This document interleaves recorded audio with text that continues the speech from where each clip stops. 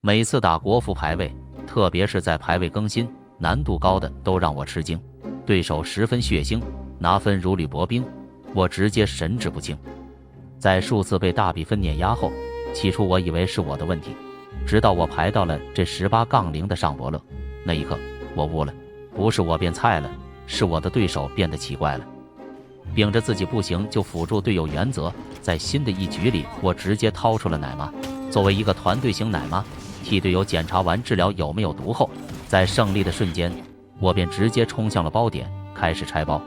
我拆包不为别的，只为了大招快点充能，因为只有这样，我才能救助更多队友。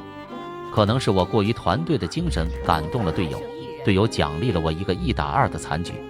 看到队友给我标出了对面位置，我微微一笑，随后掏出尼泊尔军刀，自信飞跃，在幽影不可置信和队友略带困惑的目光下，从容赴死。虽然作为保卫者，我疑似有点保卫了，但无所谓，我会掏出熔岩幻象。不知道是哪里戳到了我的爽点，这幻象跟我的手感十分匹配，打人时就有种爆裂的快感。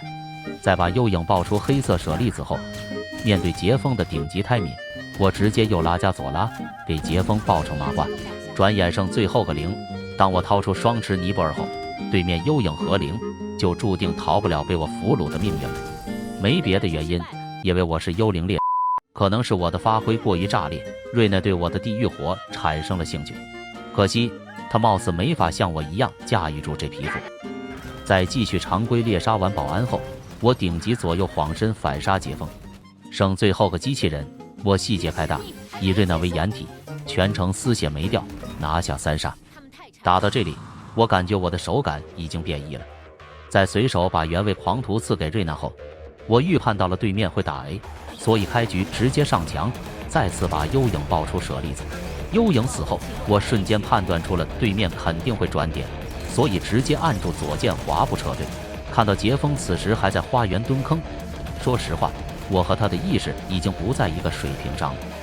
在来到中路顺手带走保安后，此刻我的手感就像这滚烫的岩浆一般，不仅火热，而且快要溢出来了。看到对面果然打毙了，没有一刻的犹豫，我直接冲刺，